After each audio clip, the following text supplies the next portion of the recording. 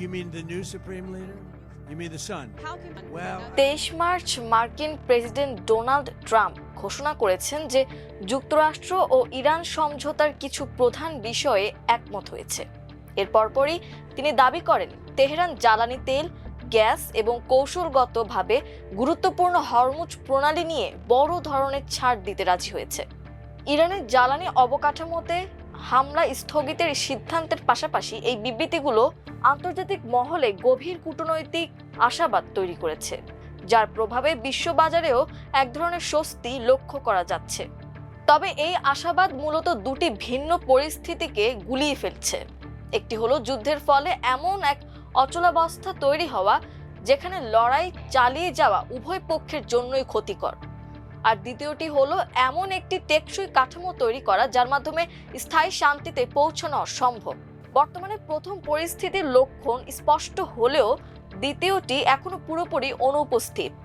কাতারের পররাষ্ট্র বিষয়ক গবেষক সুলতান আল খুলাইফি তার এক কলামে এসব মন্তব্য করেছেন।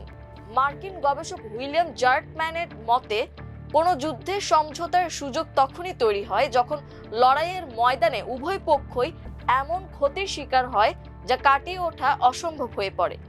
বর্তমানে এ পরিস্থিতির লক্ষণ উভয় পাশেই দেখা যাচ্ছে। ইরানের ব্যালিস্টিক ক্ষেপণাস্ত্রের মজুদ উল্লেখযোগ্যভাবে কমে গেছে এবং তাদের নৌ সক্ষমতা মারাত্মকভাবে ক্ষতিগ্রস্ত হয়েছে। এমনকি শীর্ষ নেতা আয়াতুল্লাহ আলী খামেনির হত্যাকাণ্ড দেশটির নিরাপত্তা ও শাসন ব্যবস্থার স্থায়িত্বকেও প্রশ্নের মুখে ফেলেছে। বিপরীত দিকে হরমুজ প্রণালী বন্ধ হয়ে যাওয়ার ফলে সারা বিশ্বে তেলের যে তীব্র সংকট তৈরি হয়েছে তাকে আন্তর্জাতিক জ্বালানি সংস্থা 1973 ও 1979 সালের সংকটের চেয়েও ভয়াবহ বলে বর্ণনা করেছে। এই সংকটের ফলে যুক্তরাষ্ট্রে সরাসরি মুদ্রাস্ফীতি দেখা দিয়েছে। এই বহুমুখী চাপই বর্তমানের কূটনৈতিক সংকেতগুলোর পেছনের মূল চালিকা শক্তি। তবে এর মানে এই নয় যে উভয় পক্ষের মধ্যকার দীর্ঘদিনের আস্থার সংকটটি মিটে গেছে। গত কয়েকদিনের কূটনৈতিক কর্মকাণ্ড কেবল একটি রাজনৈতিক সম্ভাবনা দুয়ার খুলেছে, কিন্তু কোনো চুক্তির মজবুত ভিত্তি এখনো স্থাপিত হয়নি। পারস্পরিক প্রতিশ্রুতি পালনের এই সংকট নিরসনে বেইজিং এর মতো শক্তিশালী মধ্যস্থতাকারীর ভূমিকা অত্যন্ত গুরুত্বপূর্ণ। ওয়াশিংটন ও বেইজিং যদি নিজেদের মধ্যে এ বিষয়ে আলোচনার সূত্রপাত না করে তবে মধ্যপ্রাচ্যের এই শান্তি প্রচেষ্টায় প্রকৃত সাফল্য অর্জন অসম্ভব থেকে যাবে।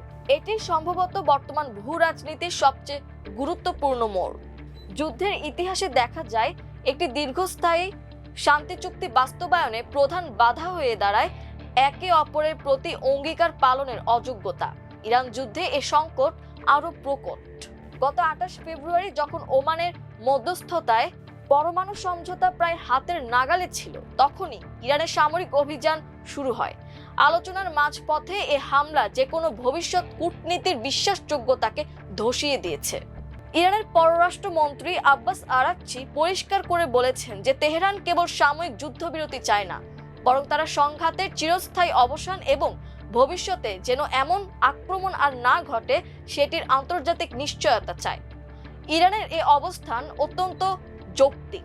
একটি সাময়িক যুদ্ধবিরতির সুযোগে যুক্তরাষ্ট্র ও ইসরায়েল নিজেদের শক্তি বাড়াতে পারবে, অন্যদিকে অবরোধের মুখে ইরান নিজের সক্ষমতা বাড়াতে ব্যর্থ হবে।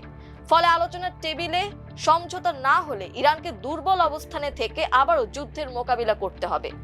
এমন পরিস্থিতিতে পাকিস্তানের মধ্যস্থতায় ট্রাম্প যে 15 দফার পরিকল্পনা দিয়েছেন সেটি মূলত যুদ্ধ জয়ের একটি তালিকা মাত্র। চুক্তির ভিত্তি হিসেবে এর গ্রহণযোগ্যতা সামান্য, তবে ট্রাম্পের বর্তমান বিবৃতিগুলোর একটি রাজনৈতিক গুরুত্ব রয়েছে। তিনি প্রচার করছেন যে ইরানের সরকার পরিবর্তনের যে লক্ষ্য ছিল তা পূরণ হয়েছে।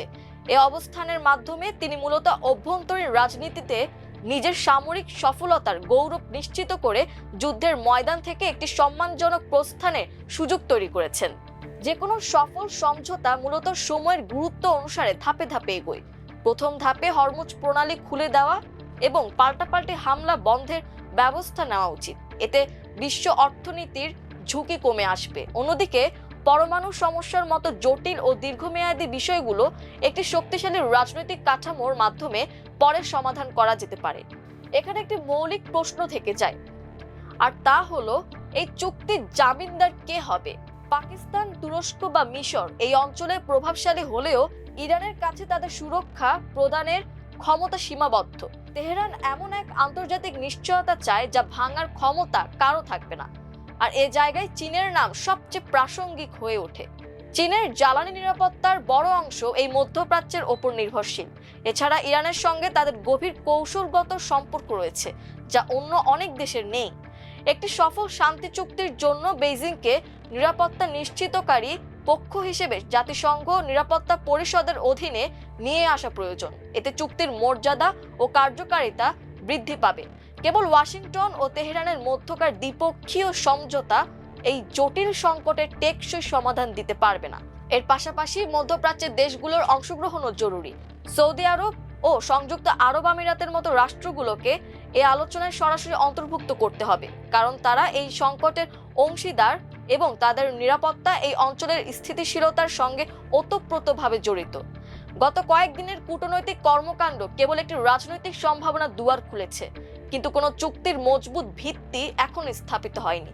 পারস্পরিক প্রতিশ্রুতি পালনের এই সংকট নিরসনে বেইজিং এর মতো শক্তিশালী মধ্যস্থতাকারীর ভূমিকা অত্যন্ত গুরুত্বপূর্ণ। ওয়াশিংটন ও বেইজিং যদি নিজেদের মধ্যে এ বিষয়ে আলোচনার সূত্রপাত না করে, তবে মধ্যপ্রাচ্যের এই শান্তি প্রচেষ্টায় প্রকৃত সাফল্য অর্জন অসম্ভব থেকে যাবে।